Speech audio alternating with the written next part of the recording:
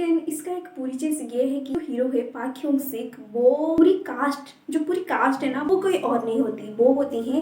Hello दोस्तों, welcome back to my YouTube channel. तो आज मैं फिर से आ गई हूँ एक नई कोरियन ड्रामा के साथ जिसका नाम है बूरीड हार्ट्स। तो ये ड्रामा पावर और सत्ता के बारे में है। मतलब इसमें हमारे जो हीरो होते हैं उनके बारे में हमें पूरा दिखाया जाता है। हमारे जो हीरो होते हैं ना, वो देसान ग्रुप के, मतलब देसान कंपनी के डायरेक्टर होते हैं और वो चेयरमैन की राइट हैंड होते हैं। मतलब चेयरमैन का सबसे खास लोग, सबसे खास आदमी और सबसे पसंदीदा आदमी। मतलब चेयरमैन कुछ भी करते हैं उस सब के बारे में हमारे हीरो दंगजू को पता होता है। तो दंगजू जो होते हैं ना, उन्हें ज़्यादा लोग पसंद नहीं करते क्योंकि चेयरमैन का वो बहुत खास होते हैं। खास करके चेयरमैन की जो बेटी होती है और उनके जो सन इन लॉ होते हैं, वो हमारे हीरो को बिल्कुल पसंद नहीं करते क्योंकि उन्हें लगता है कहीं ना कहीं चेयरमैन का ये बहुत खास है और कहीं ना कहीं ये है, इसीलिए वो अपने सन इन लॉ को अभी तक चेयरमैन नहीं बना रहे। तो हमारे जो हीरो होते हैं ना, वो भी देसान ग्रुप को पाना चाहते हैं। मतलब उनका भी इरादा कुछ अलग होता है, मतलब इतना भी नेक नहीं होता। लेकिन तो इसीलिए ना वो चेयरमैन के बहुत वफादार रहते हैं ताकि चेयरमैन भी ये समझ सके। लेकिन चेयरमैन जो होते हैं ना, लेकिन वो भी कुछ अलग ही सोच रहे होते हैं। तो इसीलिए दंगजू का सीनियर बोलता है उनसे कि तुम एक काम करो, तुम चेयरमैन की जो ग्रैंड डॉटर है उन्हें तुम प्यार के जाल में फंसा लो और उनसे शादी कर लो। अगर तुम उनसे शादी कर लिया ना, तो तुम्हारे लिए देसान को पाना बहुत आसान हो जाएगा। तो दंगजू ने ऐसा तो सोचा था। फिर वो जाते हैं उनसे मिलने के लिए, मतलब उनकी ग्रैंड डॉटर से, जो कि यूएस में होते हैं। लेकिन जब वो वहाँ जाते हैं तो वो और एक लड़की के प्यार में पड़ जाते हैं, मतलब इन्नाम के प्यार में। तो इन्नाम एक लड़की होती है जिसको पहली बार देखकर हमारे दंगजू उनके प्यार में पड़ जाते हैं। और फिर उन्हें पता चलता है कि ये इन्नाम जो है वो देसान ग्रुप में ही काम करती है। और फिर धीरे धीरे वो उन्हें जानते हैं, बहुत हेल्प करते हैं और वो दोनों एक दूसरे से प्यार करने लगते हैं और फिर वो दोनों एक साथ रहने लगते हैं। तो ऐसा सब कुछ सही चल रहा होगा। फिर एक दिन क्या होता है ना, हमारे दंगजू को बोला जाता है कि जो चेयरमैन है उनकी ग्रैंड डॉटर की वेडिंग होने वाली है। तो उनके लिए हमारे दंगजू को सारे प्रिपरेशन करने के लिए चेयरमैन बोलते हैं। तो हमारे दंगजू भी वो वेडिंग प्लानिंग करते हैं, सब कुछ करते हैं। फिर शादी वाला दिन आता है और जब उनकी शादी हो रही होती है तभी जो चेयरमैन की ग्रैंड डॉटर आती है वो कोई और नहीं होती, वो होती है हमारी इन्नाम, मतलब दंगजू के गर्लफ्रेंड। तो ये दंगजू देखकर बहुत ज़्यादा पागल हो जाएंगे और वो उस वेडिंग को रोकने की कोशिश करेंगे। लेकिन गार्ड्स उन्हें वहाँ से उठा कर ले आएंगे और बोलेंगे कि अगर तुमने कुछ भी किया ना तो तुम्हारे लिए अच्छा नहीं होगा। तो ये सोचकर दंगजू वहाँ पर चुप हो जाते हैं और वो सोचते हैं कि वो क्या करे। वो सोचते हैं कि अब वो रिवेंज लेगी इन्नाम से। लेकिन ये सब कुछ बदल जाता है जब हमें पता चलता है कि इन्नाम जो होती है वो चेयरमैन का जो सन इन लॉ है इल्दो के असली बेटी नहीं, मतलब वो उनकी स्टेप डॉटर है और उनकी जो वाइफ है उन्होंने सेकंड मैरिज की है इल्दो से। तो ये सब पता चलता है और हमारी जो इन्नाम है वो अपने पापा की मौत की बदला लेने के लिए ये सब कर रही होती हैं। और उन्होंने भी ज़बरदस्ती ये शादी किया होता है क्योंकि उनके जो दादाजी थे वो उन्हें बोलते हैं कि अगर तुमने ये शादी नहीं किया तो तुम्हें कुछ भी नहीं मिलेगा देसान ग्रुप से।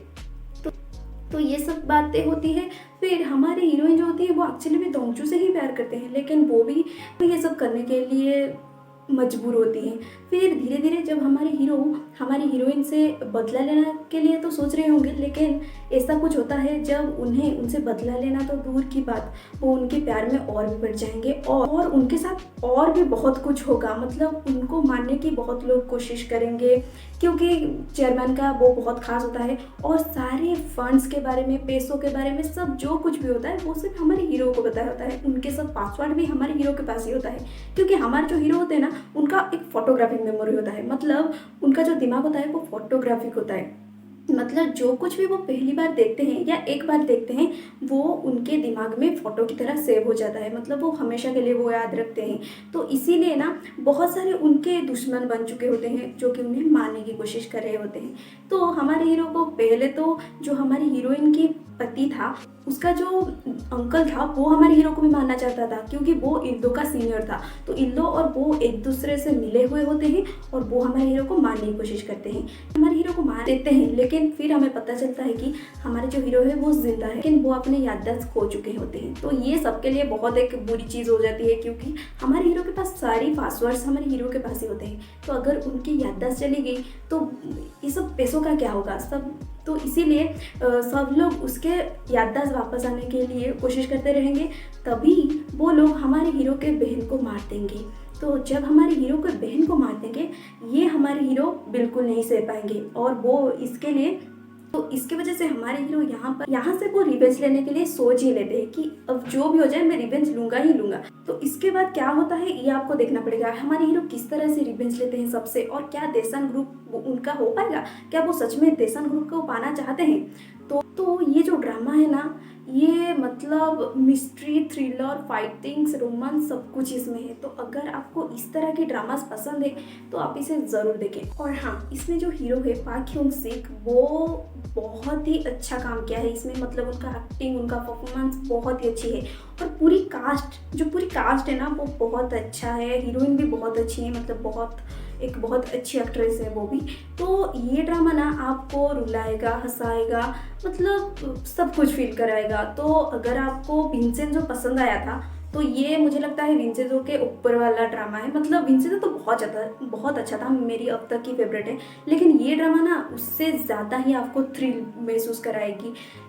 इसमें हर एक एपिसोड में ना हीरो को कोई ना कोई मारने की कोशिश कर रहा होगा और हीरो कैसे भी करके बच रहे होंगे, फिर उनके साथ कितना कुछ होगा। तो ये देखकर ना आपको बहुत अच्छा लगा। अगर आपको रिवेंज वाला स्टोरीज पसंद है तो ये ड्रामा ज़रूर देखें।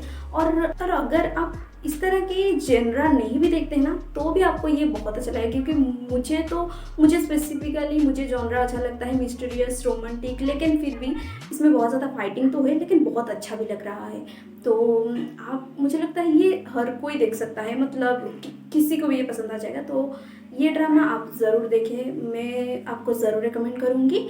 तो अभी तक इसकी सिर्फ 11 एपिसोड्स आए हैं, 12 एपिसोड आ जाएंगे आज, तो और 4 एपिसोड्स ही बाकी है।